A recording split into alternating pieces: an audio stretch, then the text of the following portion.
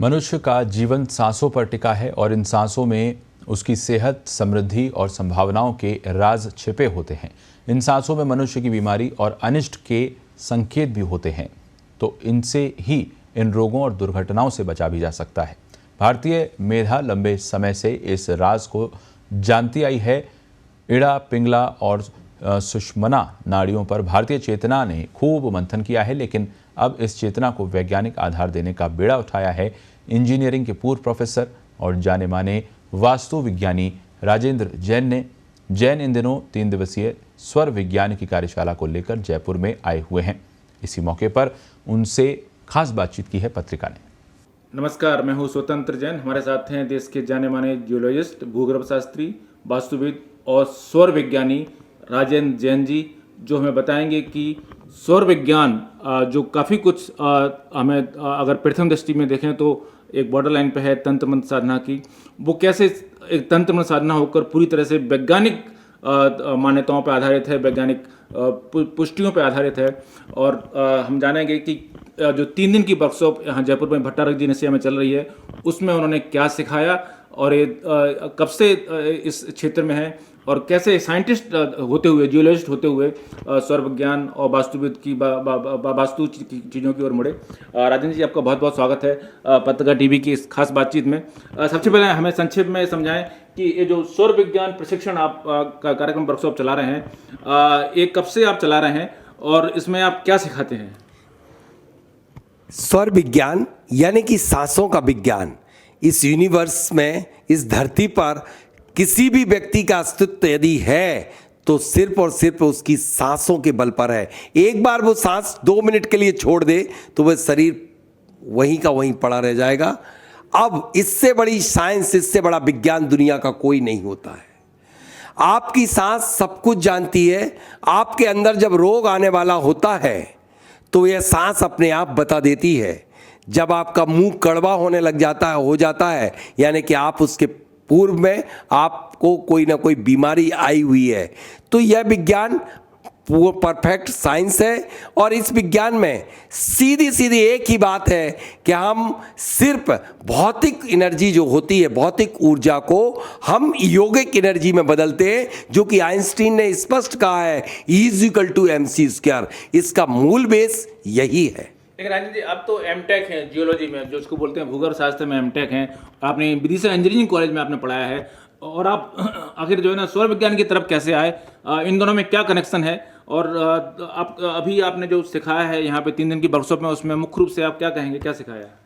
देखिए, मैंने इसमें जीवन जीने की कला सिखाई हुई है कि व्यक्ति यदि अपनी सांसों के बल पर, जैसे आप गाड़ी से कहीं दुनिया में कहीं भी जाते हो, अपने गंतव्य पे पहुंचते हैं जब उस गाड़ी में हवा होती है उसके टायरों में, इसी तरह से इस शरीर के अंदर 72,000 नाड़ियां हैं और इनके अंदर ही रोग है, इनके अंदर सुख है, इनके अंदर शांति है, इनके अंदर अशांति है, इनके अंदर ही जीवत शक्ति है। जीवन जीना इनके बल पर है। यदि जब ये सांसें छोड़ देते तो शरीर छूट जाता है।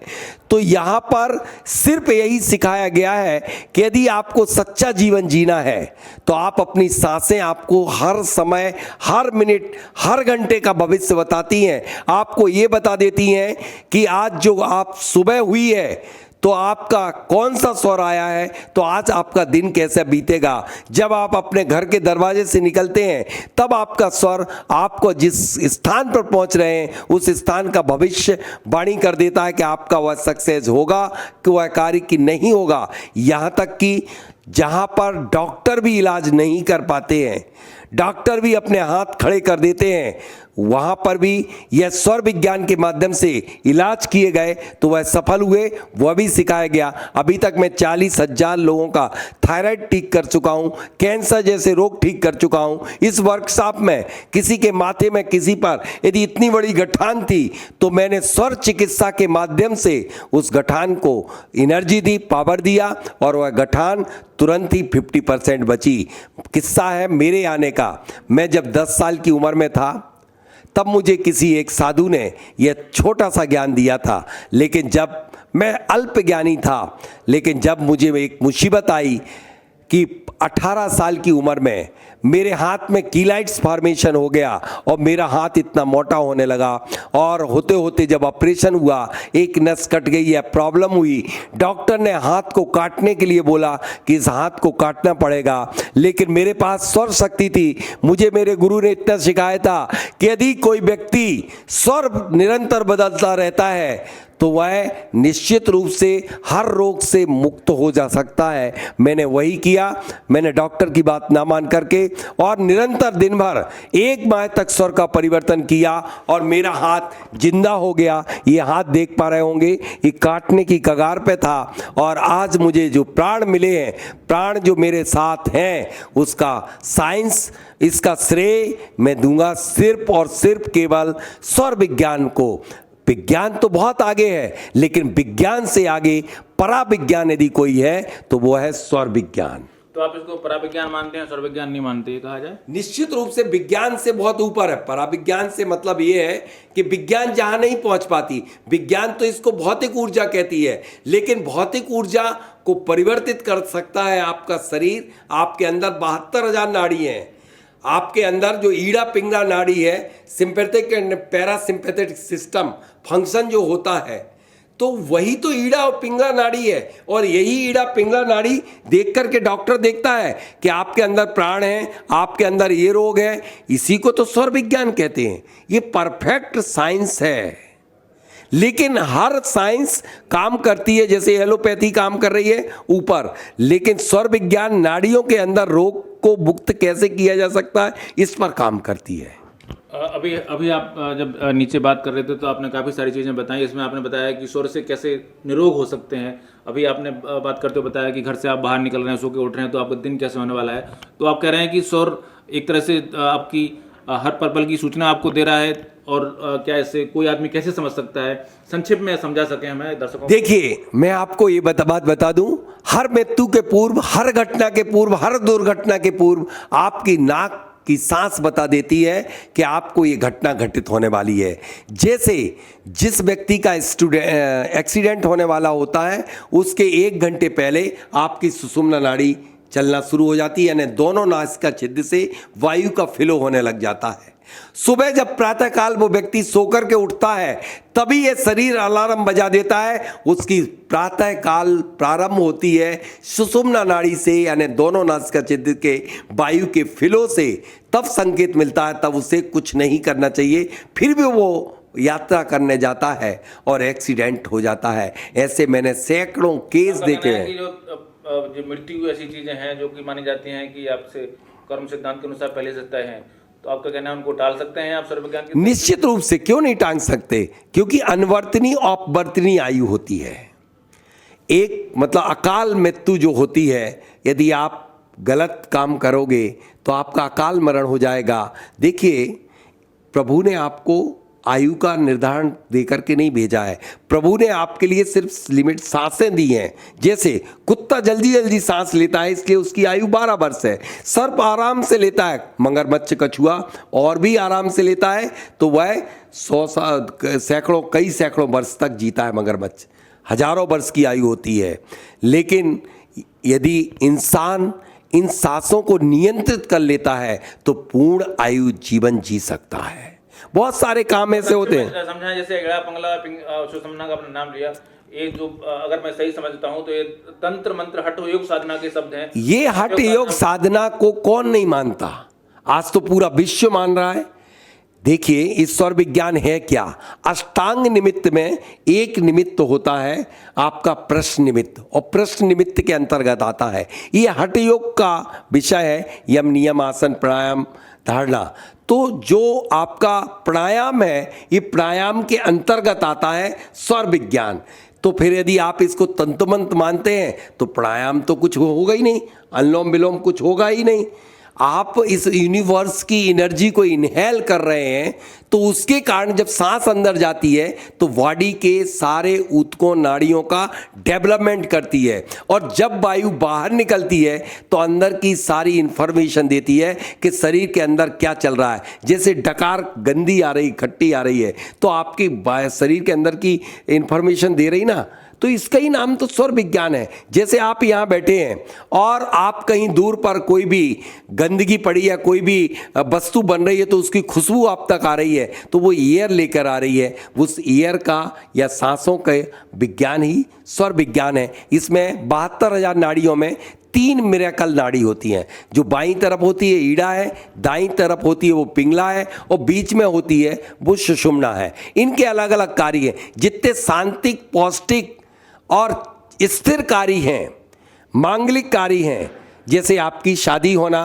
गृह आरंभ, गृह प्रवेश करना, वह आपके स्थिर कार्य हैं। यदि चंद्र स्वर में करे जाएंगे तो सफलता प्राप्त होगी। जितने उग्र कार्य हैं, जैसे उग्र कार्य, क्या इनको आप बदल सकते हैं क्या तुरंत? बिल्कुल स्वर को बदला जा सकता, क्यों नहीं बदला जा सकता है। जैसे आपका मेरा ये अभी चंद्र स्वर चल रहा है, लेफ्ट चल रहा है, अब मैं इसे बदलना चाहूंगा तो लेफ्ट में इस हाथ को लेकर के और यहां कोई नहीं, मैं दबा करके प्रेशर दूंगा तो अब मेरा राइट तुरंत ही आ गया, तत्काल, कुछ ही सेकंडों में। लेकिन बदलेगा तत्काल उसी का जिस व्यक्ति का नाड़ी शोधन होगा। नाड़ियों में कचरा यदि जमा है तो उस कचड़े को जब हम निकाल के फेंक देंगे तभी स्वर का परिवर्तन होगा।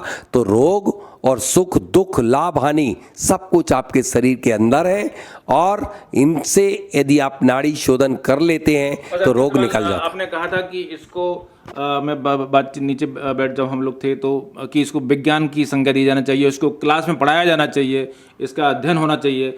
तो आप चाहते हैं कि लोग साइंस, कंप्यूटर साइंस ना पढ़ के, या जो है ना जो जिसको माना जाता है एडवांस साइंस, या जिसको माना जाता है कि साइंस, पृथक साइंस को माना जाता है, वो ना पढ़ के आप चाहते हैं कि इन चीज़ों को पढ़ें जिनको हम समझ नहीं सकते, अनुभव नहीं कर सकते, देख नहीं सकते।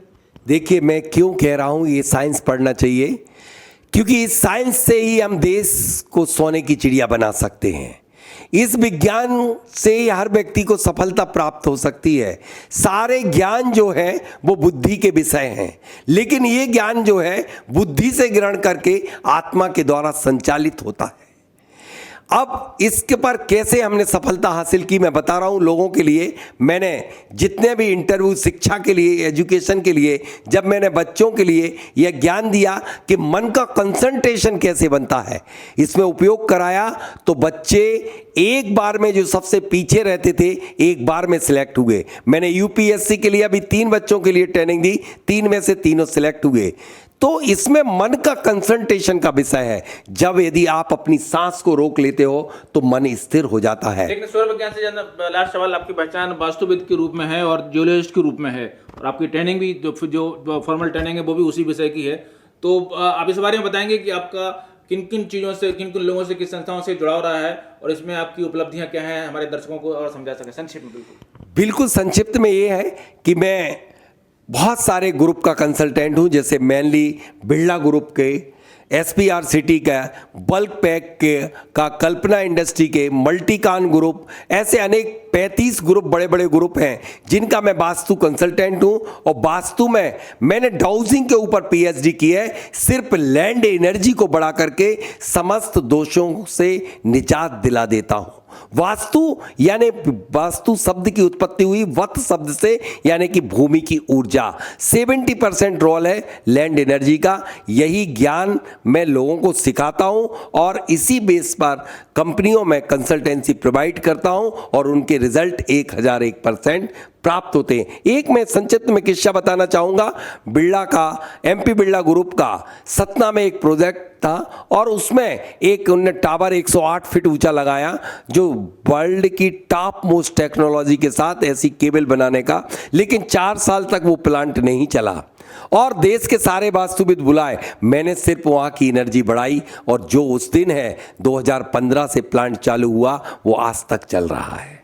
बिल्कुल। तो हमारे साथ राजेंद्र जैन जी का कहना है कि सौर विज्ञान, वास्तु विज्ञान और जियोलॉजी के बदौलत देश सोने की चिड़िया बन सकता है, और हम जो परिणाम चाहें, जो रिजल्ट चाहें, अपने सौर अपनी साधना के बल पर हासिल कर सकते हैं। और ये बहुत आसान है, हर आदमी कर सकता है। एक अगर उनका कहना है कि कॉलेजों में, स्कूलों में पढ़ाया जाए। सर, पढ़ाने पे मैं एक बात कहना चाहता हूं कि इसको मैं क्षमा चाहूंगा कि बताना भूल गया था कि इस देश को सोने की चिड़िया और इस देश में इस शिक्षा को क्यों ग्रहण करवाना चाहिए, जिस ज्ञान से सारे ज्ञान प्राप्त होते हैं। इस ज्ञान से सारे ज्ञान के हमें पढ़ना किस तरीके से चाहिए, भोजन कैसे करना चाहिए जिससे कि हम स्वस्थ रह सकें, और किस स्वर में किस काम को करना चाहिए जिससे सफलता प्राप्त हो सके। और सबसे बड़ी बात तो यह है कि किस स्वर में जन्म दे देने से बच्चा स्वस्थ और स्वस्थ मस्तिष्क का होगा, यह भी इससे है। तो यदि इस देश में स्वस्थ संतानें पैदा होने लग जाएंगी, जो ऐसी संतानें पैदा हो सकती हैं स्वर विज्ञान से, जो संतान आपके लिए निरोगी होगी, भाग्यशाली होगी, शक्तिशाली होगी और वह आज्ञाकारी होगी, तो फिर जब ऐसी संतानें होगी तो हमारा क्राइम अपने आप खत्म हो जाएगा।